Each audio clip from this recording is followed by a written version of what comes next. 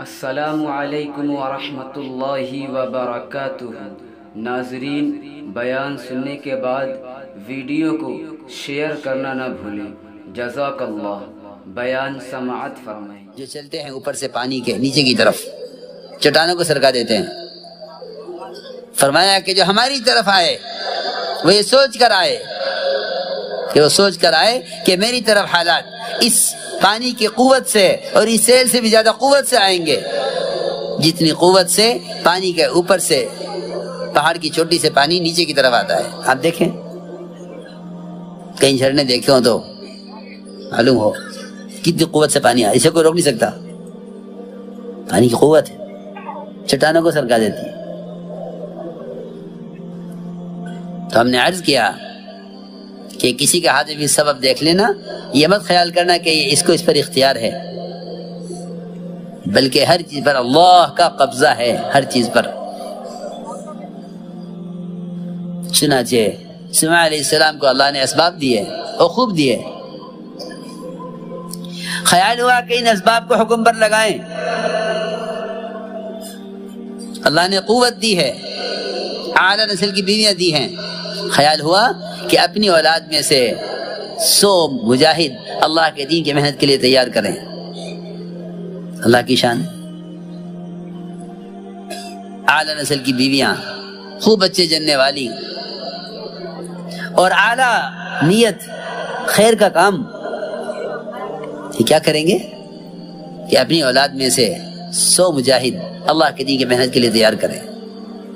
یہاں تو تاجر کی تمنا یہ ہے کاش بیٹا ہو جاوے جو دکان سنبھال لے، کارخانے والے کی تمنا یہ ہے کسی طرح بیٹا ہو جاوے کارخانے کو سنبھال لے۔ وہاں انبیاء کی تمنا یہ ہوتی تھی کاش اللہ تعالیٰ اولاد دے جو اللہ کی طرف سے ملی ہوئی اس دعوت کی امانت، دین کی امانت کی حفاظت کرے۔ زکریا علیہ السلام نے 120 سال کی عمر میں اولاد اسی لیے مانگی تھی اللہ سے، انی خفت الموالیہ من ورائی، یہ کہہ کر مانگی تھی۔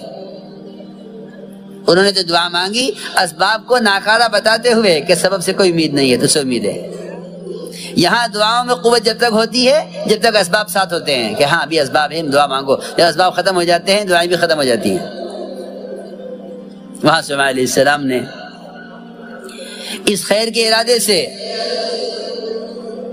روایت میں ہے فرشتے نے کہا انشاءاللہ کہہ لو،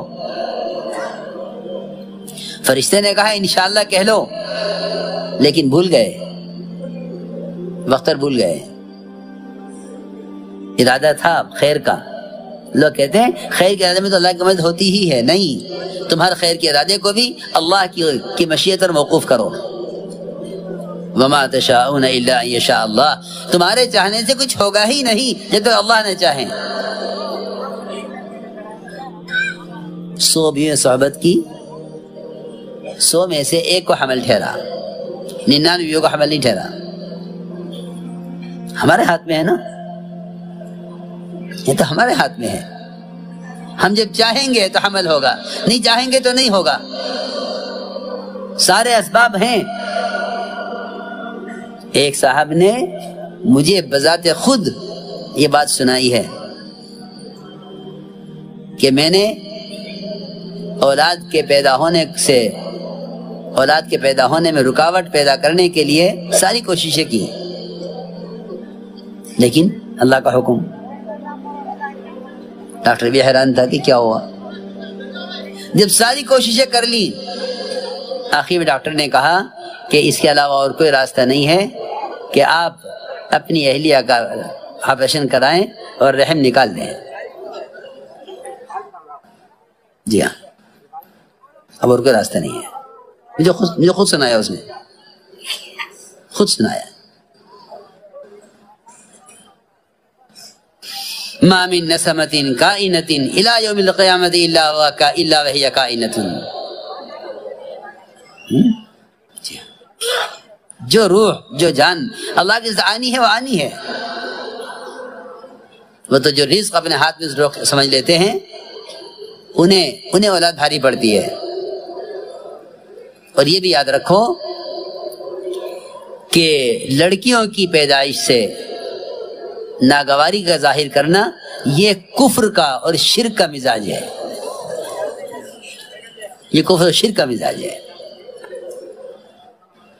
یہ کفر و شرک کا مزاج ہے کہ لڑکی کی پیدائش سے خوشی نہ ہو، یہ کفر و شرک کا مزاج ہے۔ اس مزاج کی طرف لوگ جا رہے ہیں، یہ کفر و شرک کا مزاج ہے کہ لڑکی کی پیدائش سے خوشی نہ ہو جو بیٹے کی پیدائش سے ہو۔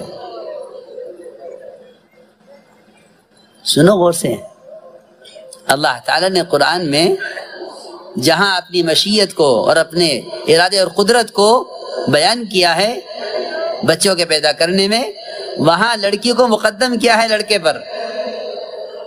ہاں، یعنی فرمایا یہب لمن یشاء الذکور ویہب لمن یشاء اناثا، بلکہ فرمایا یہب لمن یشاء اناثا ویہب لمن یشاء الذکور۔ پہلے لڑکی کو مقدم کیا ہے، لڑکی کو مقدم کیا ہے قرآن میں۔ جس کو چاہتا ہے وہ لڑکی دیتا ہے، جس کو چاہتا ہے لڑکا دیتا ہے، لڑکی کو مقدم کیا ہے لڑکے پر۔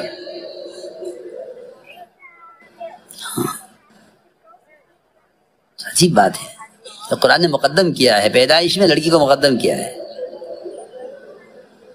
میں عرض کر رہا تھا کہ جب سارے جتن کر لیے اور کسی طرح اولاد نہ رکی تو انہوں نے بھائی اس میں آگے عورت میں حمل کی گنجائش نہیں ہے، عورت کی صحت قابل نہیں ہے، لہذا آپ آپریشن کرا کے اسے رحم کو نکال دیں۔ نکال دیا۔ رحم نکلنے کے بعد بے فکر ہو گئے کہ اب اولاد نہیں ہوگی، کیونکہ رحم ہی نہیں ہے۔ رحم ہو تو اولاد ہو، رحم ہو تو اولاد ہو۔ آ کے میرے پاس آئے، کہنے لگے میں تو آپریشن کرا دیا ہے اور ٹھیک ہے۔ عجیب بات ہے، سال گزرا نہیں تھا کہ پھر اولاد ہوئی۔ یہ کیا ہوا، یہ کیا ہوا؟ ڈاکٹر بھی حیران، یہ بھی حیران۔ کسی نے بتایا کہ ہاں بہت شاذ و نادر ایسا بھی ہوتا ہے کہ کسی عورت کے پیٹ میں 2 رحم ہوتے ہیں، ایک رحم چھپا رہتا ہے، سکڑا رہتا ہے، جب تک بڑا رحم موجود ہے، نکل جاتا ہے تو وہ پھیل جاتا ہے دوسرا۔ معاملہ یوں نہیں ہے، معاملہ یوں نہیں ہے، معاملہ یوں ہے کہ ہم تمہیں تمہارے ارادوں میں ناکام کر کے دکھلائیں گے اپنی مشیت سمجھانے کے لیے۔ یہ تو اپنی چاہتوں کا ارادوں کو ہماری چاہت پر موقوف کر لو، ورنہ تم کامیاب نہیں ہو سکتے۔ سلیمان علیہ السلام نے 100 بیویوں صحبت کی، اعلیٰ قوت، اعلیٰ نسل کی بیویاں، لیکن ایک کو حمل ٹھہرا، 99 کو حمل ہی نہیں ٹھہرا۔